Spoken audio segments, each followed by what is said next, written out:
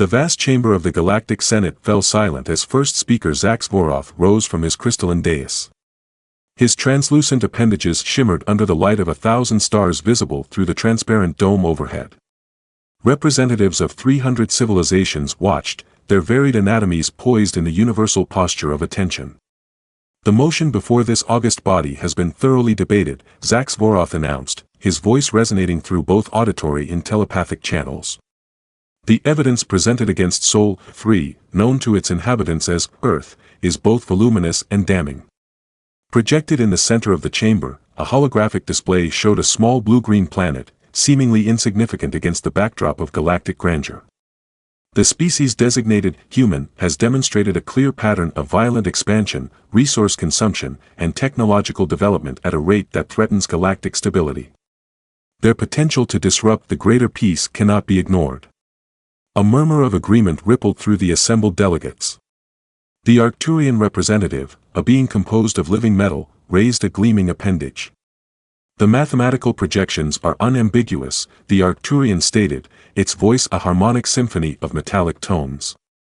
Within 3 standard centuries, human expansion will consume 17 habitable worlds. Within 5, they will develop technologies capable of destabilizing stellar bodies. The probability of conflict exceeds 97%. High Counselor Themks of the ancient Voth collective nodded, the feathered crest on their reptilian head rising in agitation. They are dangerously unpredictable. In the standard observational period, they advanced from primitive combustion engines to rudimentary space travel. No other species has compressed such development into so brief an evolutionary window. The chamber's mood darkened further as the delegates of the Phelan Unity beings of pure energy contained within specialized environment suits presented a series of images: human wars, environmental destruction, weapons of increasing lethality. They war even against themselves, observed the Phelan delegate, its voice like wind through crystal. What hope have we for peaceful coexistence with such a species? Zach Svoroth raised all 4 of his upper appendages, calming the growing discord. The question before us is not whether the humans of Earth pose a threat, the evidence clearly indicates they do. The question is what action the Galactic Senate shall take to address this threat. The delegates from older, more established civilizations exchanged knowing glances. Throughout the Senate's 50,000 years of existence, it had faced similar decisions only 7 times. In each case, the outcome had been the same: preemptive neutralization. Once a species demonstrated both aggressive tendencies and rapid technological advancement, history had shown that containment was rarely successful. We must consider the principle of sovereignty, objected NX Lara, representative of the Pleiadian Alliance, her luminescent skin pulsing with emotion. The humans remain unaware of our existence. They have not violated any interstellar accords. Only because they have not yet gained the capacity to do so, countered Grektul of the silicon-based Fornax collective. His crystalline body structure refracted light as he spoke, sending prismatic patterns across the chamber floor. We have observed 112 instances of human fiction speculating about alien life. In 79% of these scenarios, they imagine conflict, conquest, or defense against cosmic threats. They are predisposed to view the universe as hostile. The debate continued for what humans would measure as days, though for many of the delegates, whose lifespans measured in centuries or millennia, it was but a moment of deliberation.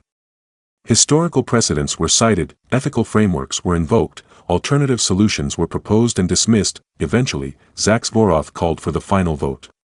Those in favor of Resolution S-4582, authorizing the preemptive neutralization of the Sol 3 threat, please signal your assent. Throughout the chamber, lights flashed as delegates registered their votes. The massive calculation engines of the Senate processed the weighted voting system, accounting for the population, age, and standing of each civilization represented. A deathly silence fell over the assembly as the results materialized in the central holographic display. The number stood at 92% in favor, well above the 3/4 majority required for such a grave decision. Zach Svoroth's central eye membrane closed briefly in what his species considered a solemn gesture. The resolution passes. The executionary fleet will be dispatched to Sol 3. The human civilization will be neutralized with minimal suffering, in accordance with Compassionate Extinction Protocol Theta. Their biosphere will be preserved, and any survivors will be genetically modified to prevent future technological development. This session of the Galactic Senate is the massive doors at the far end of the chamber crashed open. Every delegate turned toward the disturbance, environmental suits and sensory organs adjusting to identify the intruder. Security drones converged on the entrance, weapon systems humming to life. A single figure stood in the doorway. Bipedal. Small. Fragile-looking, human, Commander Maya Chen had never imagined she would die in an alien palace trillions of miles from Earth. Then again, she'd never imagined a lot of things that had happened in the past 72 hours. She'd never imagined that the mysterious signal detected by the Deep Space Listening Post on Europa would lead to the discovery of an ancient alien transportation network hidden in the outer reaches of the solar system. She'd never imagined that the experimental stealth vessel Prometheus, under her command, would be ordered to investigate this network, or that the mission would abruptly change from reconnaissance to desperate intervention when they decoded the alien transmissions and discovered the existential threat facing humanity. And she certainly never imagined facing down hundreds of alien beings in what was clearly some sort of governing body, a Congress of Cosmos that had just voted to exterminate her species. Yet here she stood. Maya took a deep breath, feeling the slightly too rich oxygen mixture of the chamber fill her lungs. The alien atmosphere had been automatically analyzed by her nanotech environmental suit, a paper-thin second skin that regulated her body's interaction with the foreign environment. The suit determined she could breathe without assistance, though the gravitational pull here was about 80% of Earth's, making her feel uncomfortably light on her feet. "Identify yourself, intruder," commanded a tall, translucent being from a central platform. Its voice somehow reached her in perfect English, though she perceived an underlying chorus of clicks, whistles, and subsonic vibrations. Maya squared her shoulders. 38 years old, with cropped black hair streaked with premature gray and eyes that had seen too much during the resource wars of the 2050s, she was no stranger to impossible situations. But this was beyond anything humanity had prepared for. "I am Commander Maya Chen of Earth," she announced, her voice steady despite the rapid pounding of her heart. The translation device embedded at her throat during the desperate preparation for this mission converted her words into the standard galactic communication formats. "I claim the right of witness." A ripple of astonishment passed through the assembly. Security drones hovered uncertainly around her. "Impossible," said a creature that appeared to be made of living metal. "The humans have no knowledge of the Senate or its protocols." Maya allowed herself a grim smile. "We have very good codebreakers." In truth, it had been pure luck. The signals intercepted from the ancient transportation network, which they now knew was called the Nexus, had been partially decrypted by the Prometheus's quantum AI. Among the fragments of information was a reference to galactic law, including the desperate loophole she now invoked, the right of witness. An ancient provision granting any sentient species the opportunity to speak in their own defense before final judgment. It was a right so old and so rarely invoked that many of the younger galactic civilizations represented here had forgotten its existence, but the first speaker, the translucent being on the central dais, had not forgotten. "The right of witness is indeed encoded in the foundational laws of the Senate," Zaxvoroth acknowledged reluctantly. "Though it has not been invoked in 7,000 cycles." "How did a human reach the sacred chamber?" demanded a reptilian delegate, its feathered crest vibrating with indignation. "The Sol system is under observation quarantine. No contact protocols should be in effect." Maya gestured behind her, where two more humans waited nervously in the antechamber. Dr. Elias Okafor, the brilliant physicist who had reverse-engineered the Nexus access codes, and Captain Elena Reyes, her second-in-command. "We discovered your transportation network," she explained. "Your Nexus. We intercepted communications indicating a threat to Earth. We came to address that threat directly." The chamber erupted in chaotic debate. Maya could only understand fragments as her translation device struggled to keep up with dozens of alien languages being spoken simultaneously. "Security breach of the highest order, technological capability exceeding projections, confirms the danger they represent." The first speaker extended multiple appendages, and silence gradually returned to the chamber. "The breach of our Nexus network is troubling," Zaxvoroth said, all three of his eyes fixed on Maya. "It demonstrates precisely the technological acceleration that concerns this body." However, he turned to address the assembly. "The right of witness is absolute. The human will be permitted to speak. Maya felt a cold shiver run down her spine. This was humanity's one chance. If she failed here, billions of lives would be extinguished. The pressure was almost paralyzing, but she forced herself to step forward, toward the center of the chamber. "Before I present Earth's case," she said, her voice echoing through the vast space, "I need to understand exactly what you're planning to do to my planet, and why." The first speaker gestured to the holographic display, which now showed Earth from multiple angles. Statistical overlays and projection models surrounded the image. "The Galactic Senate has determined that your species represents an unacceptable risk to galactic stability. Your rate of technological advancement, combined with your propensity for violence and resource consumption, creates a high probability that humans will disrupt the greater peace within a relatively short time frame." Maya studied the projections with a scientist's eye, quickly grasping the methodology behind them. The aliens had been watching humanity for centuries, collecting data, building models.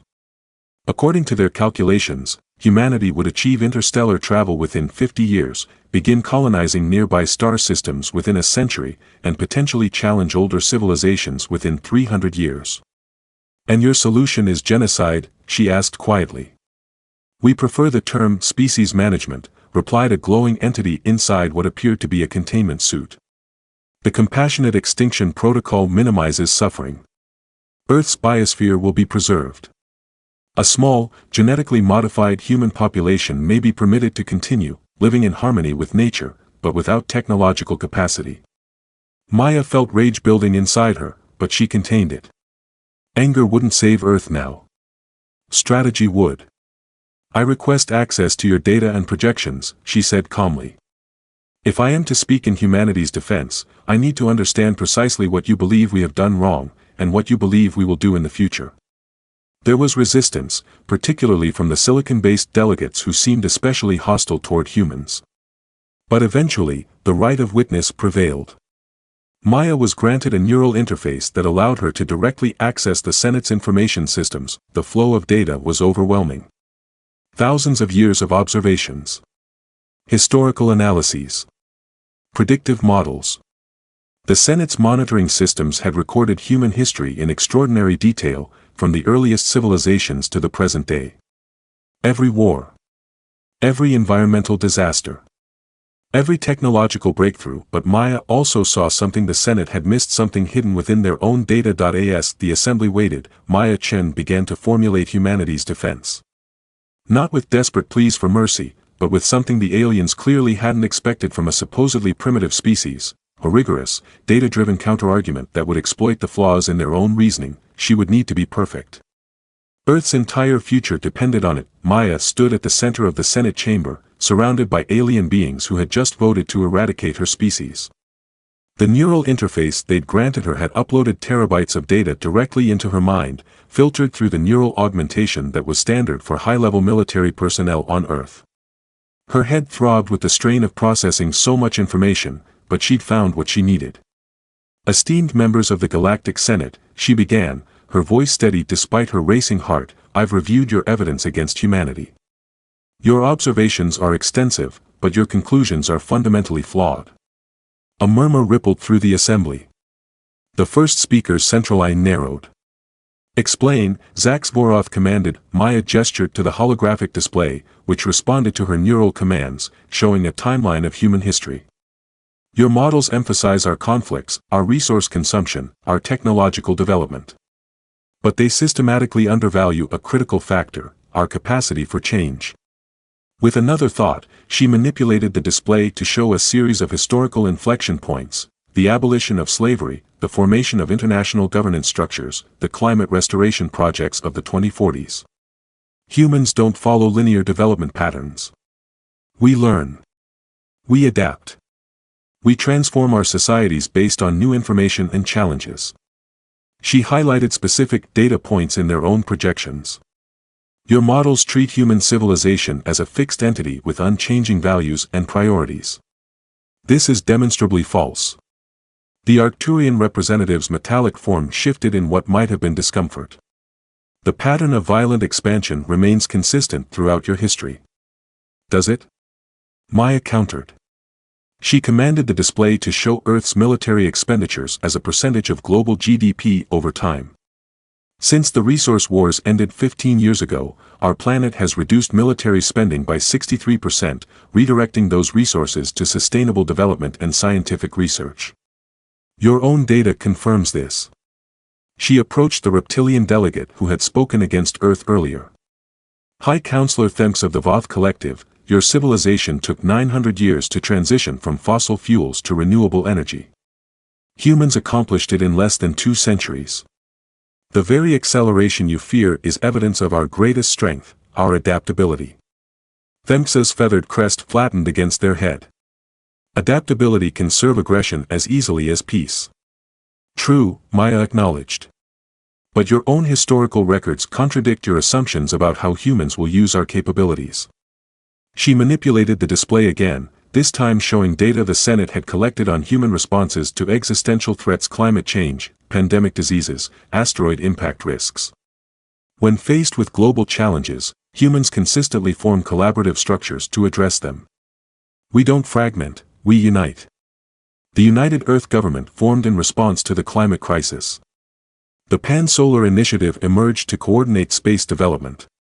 These aren't anomalies, they're the pattern you've missed. The delegates exchanged glances as Maya continued to dismantle their projections point by point, using their own data against them. She highlighted the rapid decrease in violent conflict following the resource wars, the stringent ethical frameworks developed for artificial intelligence, the shift toward closed-loop manufacturing systems that had dramatically reduced humanity's environmental impact. Your models predict that we will strip-mine 17 habitable worlds within 3 centuries, she said, addressing the full Senate. But they fail to account for our development of matter conversion technology, which has already reduced our raw resource requirements by 40% in just a decade. For hours, Maya methodically deconstructed the case against humanity, drawing on both the Senate's data and her own knowledge of Earth's current trajectory. The neural interface allowed her to pull up precise statistics and examples instantly, lending her arguments a precision that clearly surprised many of the delegates, but Maya knew that facts alone wouldn't save Earth. These beings had voted based not just on data, but on fear of the unknown, fear of change, fear of a species unlike any they had encountered before. She needed to make them understand what made humans different. Members of the Senate, she said, shifting her approach, I want to share something with you. Not statistics, not projections, but an experience. With your permission. After a brief consultation, the first speaker nodded. Proceed. Maya closed her eyes, focusing on the neural interface. Drawing on technology developed for Earth's global education network, she constructed a virtual experience and broadcast it through the Senate systems. Suddenly, every delegate found themselves experiencing not just observing, but feeling key moments from human history through human perspectives. The terror and determination of early humans facing predators with nothing but sharpened sticks. The wonder of the first astronomers mapping the stars. The grief of war and the elation of reconciliation. The collaborative triumph of thousands of scientists working across borders to develop the vaccines that ended the pandemics of the 21st century. Most powerfully, she showed them the present moment, how it felt to stand alone before an alien assembly that had voted to destroy everything and everyone you had ever known, and still choose to reason rather than rage. When the experience ended, the chamber remained silent for several long moments. Maya stood, breathing heavily from the mental exertion, waiting. Finally, a delegate she hadn't heard from before spoke. This being appeared as a shimmering cloud of golden particles, contained within a subtle force field. I am Teslith of the myriad confluence, the being introduced itself. We are a collective consciousness comprised of trillions of individual entities. We understand something of what you have shown us, the strength that comes from diversity united by common purpose. The golden cloud pulsed gently. I have a question, Commander Chen. If the Senate reverses its decision today, what guarantee can you offer that humans will not become the threat we fear? Maya looked directly at the shimmering consciousness. No guarantee. Only possibility. She turned to address the entire Senate. That's the truth you've overlooked. Humans don't offer certainty. We offer possibility. The possibility of approaches no one in this chamber has considered. The possibility of solutions to problems your civilizations haven't yet encountered. The possibility of a partner unlike any other in your 50,000 years of cooperation. She manipulated the display one final time, showing the creative and scientific achievements of human civilization: art, music, literature, scientific breakthroughs, philosophical concepts. Yes, we might become the threat you fear. But we might also become your greatest allies. By voting to destroy us, you eliminate not just a potential threat, but a universe of possibilities. Is that certainty worth the cost?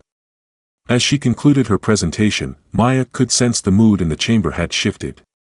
Not unanimously in her favor, many delegates still regarded her with evident suspicion or hostility, but enough minds seemed to be reconsidering to give her hope. The first speaker conferred with several other delegates, their communication occurring on channels Maya couldn't access. Finally, Zaxvoroth addressed the assembly. The human's invocation of the right of witness has been fulfilled.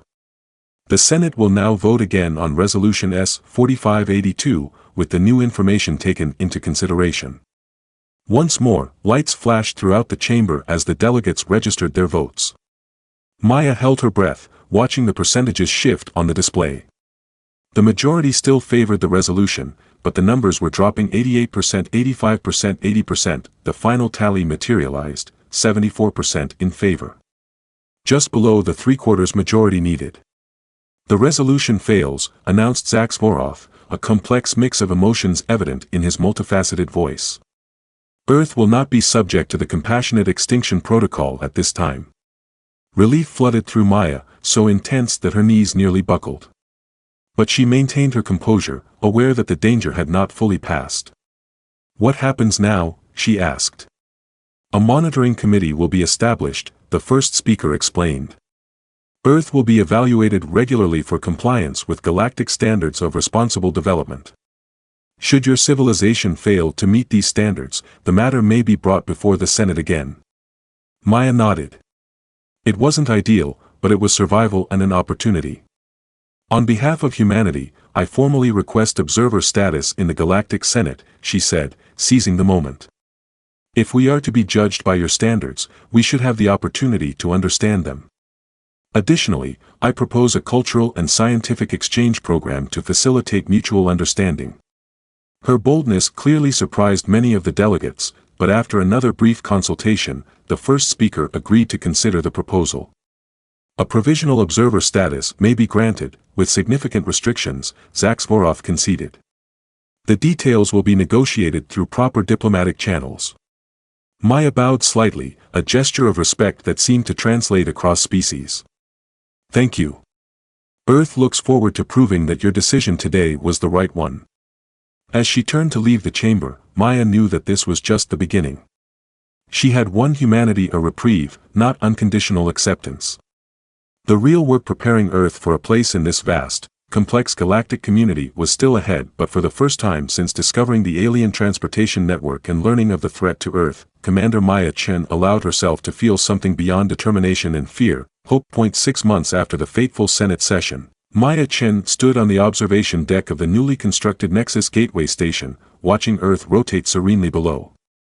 The station, built in collaboration with Galactic Senate engineers, orbited at Lagrange point L1 between Earth and the Moon, serving as humanity's official connection to the broader galactic community.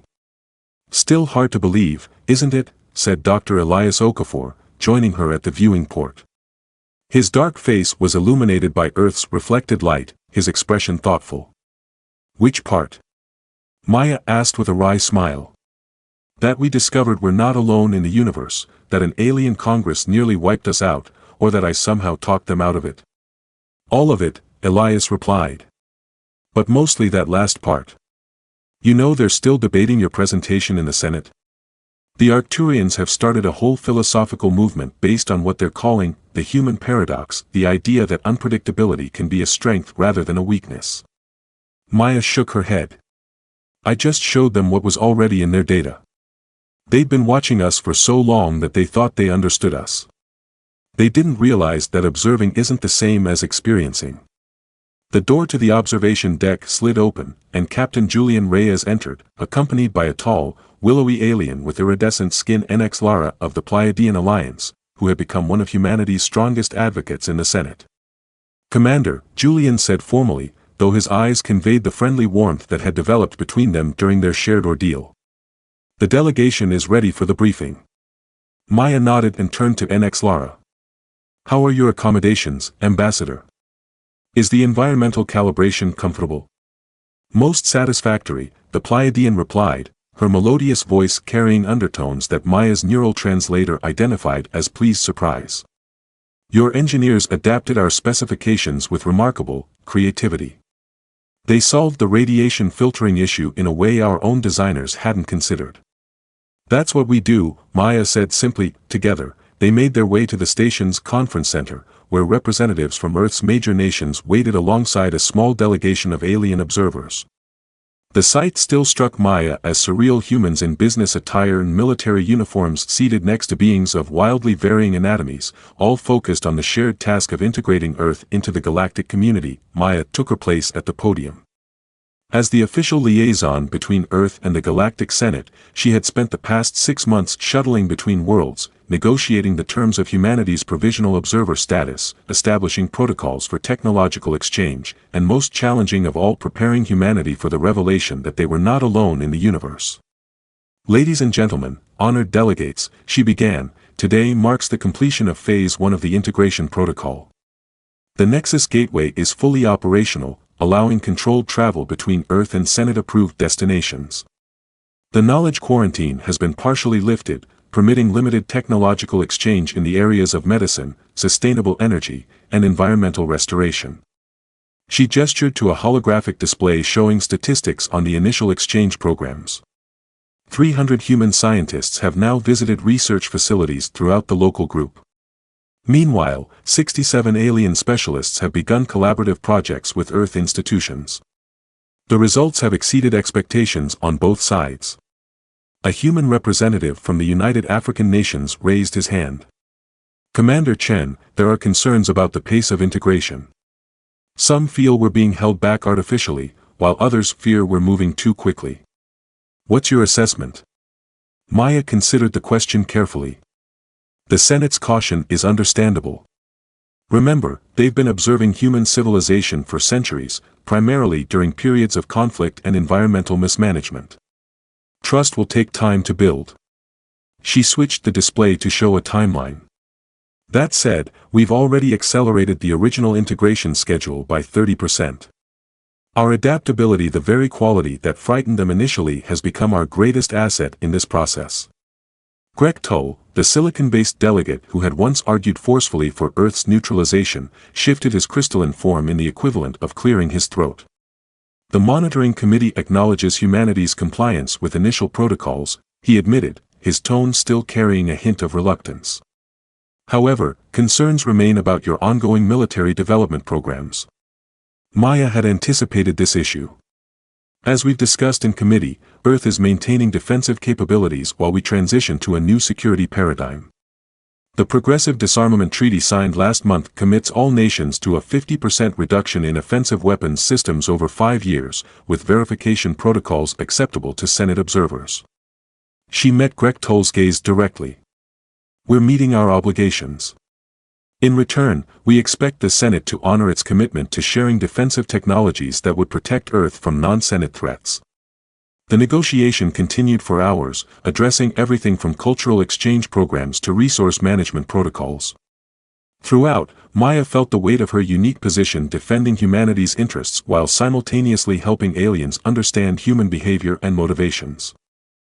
Later, as the conference adjourned, Maya found herself alone with NX Lara in the station's botanical garden, a space designed to accommodate both Earth plants and alien specimens provided by Senate Biological Archives.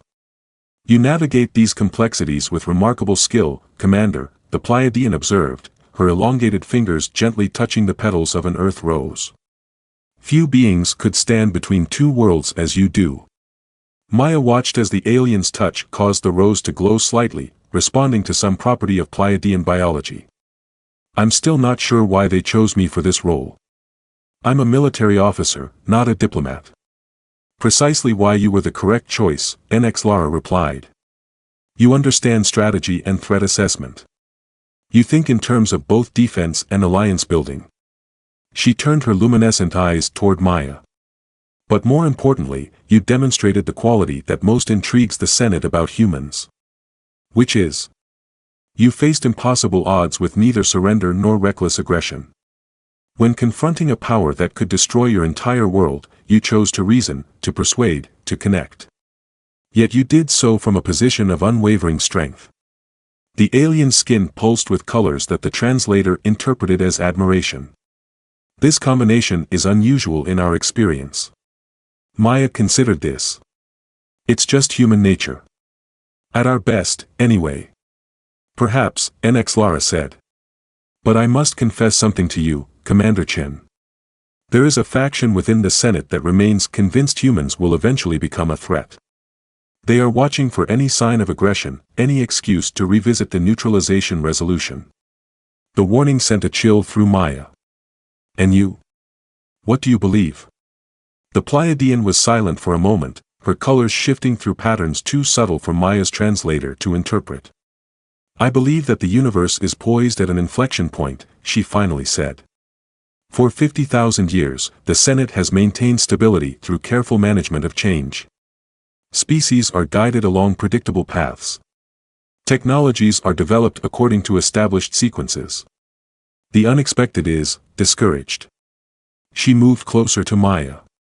This approach has prevented countless wars and ecological disasters. But it has also led to stagnation in many areas.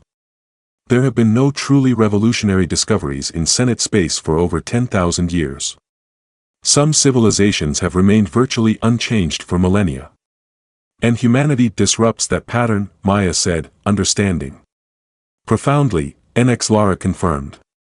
Your species compresses developmental stages that take others centuries to navigate. You embrace change rather than fearing it. This terrifies the conservative factions, but others, myself included, see potential where they see threat. She gestured toward Earth, visible through the garden's transparent ceiling. That is why the coming years are so critical. Humanity must demonstrate that rapid adaptation can coexist with responsibility. That innovation need not lead to destruction. Maya nodded soberly. No pressure.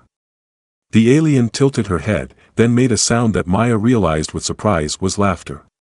Indeed. No pressure, as you say. Only the future of galactic civilization.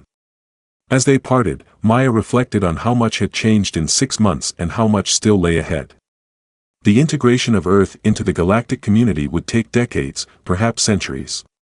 The process would be filled with challenges, misunderstandings, and probably setbacks, but as she looked out at the stars, now knowing what lay among them, Maya Chen felt certain of one thing: humanity had earned its place in that vast cosmic tapestry. Not through dominance or conquest, but through the uniquely human combination of adaptability, determination, and the capacity to build bridges across even the most profound differences. The Galactic Senate had voted to destroy Earth, then a single human had entered their chamber and shown them a different path forward.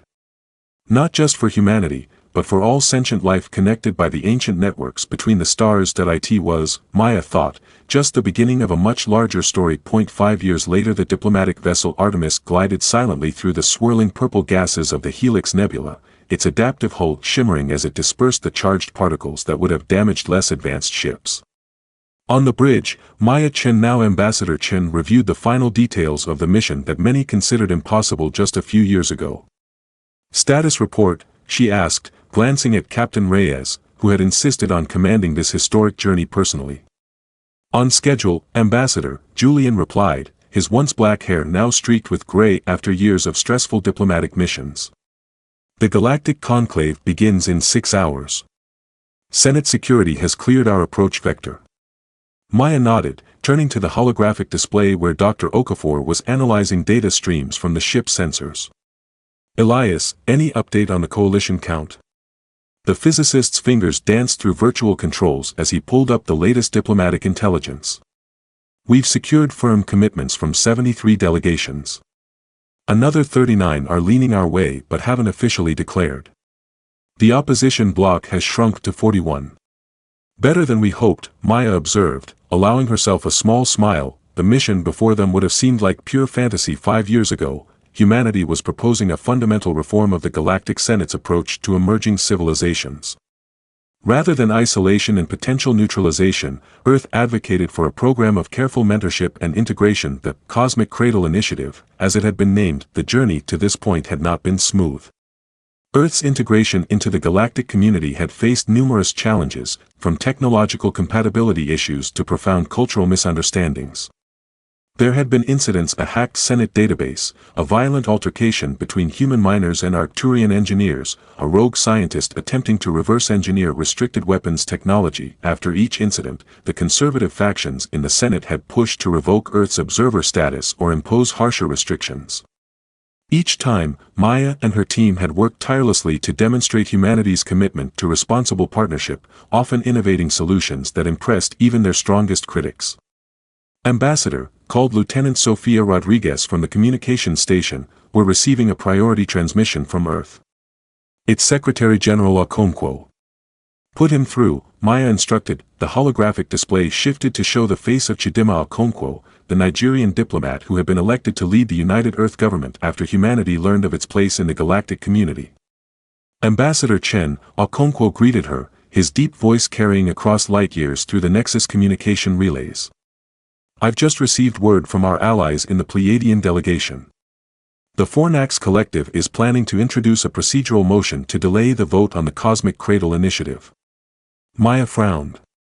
The silicon-based Fornax had consistently opposed human integration, led by Grekto, who seemed to harbor a particular distrust of humans. On what grounds? They're citing the Robinson incident, Okonkwo replied grimly. Everyone on the bridge tensed. 3 months earlier, Dr. Vanessa Robinson, a brilliant but unstable physicist, had attempted to adapt Senate technology to create a weapon capable of destabilizing stellar bodies, exactly the kind of development the Senate had initially feared from humans. She had been stopped by Earth's own security forces, but the incident had severely damaged trust between Earth and many Senate factions. The Incident Review Board cleared Earth of institutional culpability, Maya pointed out. Robinson acted alone, and our safeguards identified and neutralized the threat. The Fornax argue that the very fact a human could conceive and nearly execute such a plan proves their original assessment was correct, Okonkwo explained. They've marshaled significant support among the conservative blocs. Maya exchanged glances with Julian and Elias. They had anticipated opposition, but not this specific strategy. We need to adjust our approach, she decided. Julian, accelerate our arrival time. Elias, prepare a complete data package on how we detected and prevented the Robinson plot. Include the new ethical oversight protocols we implemented afterward. Sophia, request immediate meetings with our strongest allies in the Senate. We need to counter this narrative before the conclave begins. As her team moved to execute her instructions, Maya turned back to Okonkwo's holographic image. Mr. Secretary General, we need one more thing from Earth. Name it. Dr. Robinson herself. A direct testimony, her explaining how she was caught, and why she's now supporting